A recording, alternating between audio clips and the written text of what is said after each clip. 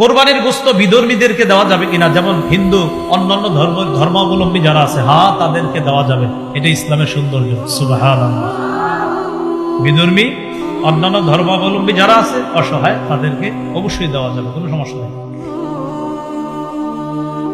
অন্যের উপর ওয়াজিব কোরবানি যদি অন্য কেউ দিতে চায়, দুই ভাই, বড় ভাইয়ের উপর কোরবানি ওয়াজিব, ছোট ভাই পণ্ডিতি করে নামাজের পরপর গিয়ে গরু জবাই করে ফেলছে।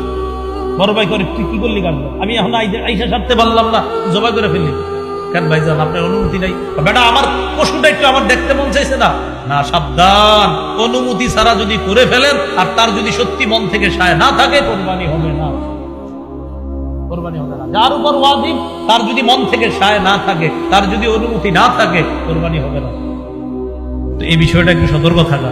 এদের নামাজ পড়া আইসাই গরুটা ফালাই দিয়েই জবাই করে ফেললেন, যিনি মালিক তার অনুমতি আছে কিনা বিষয়টা মাথায় রাখবেন।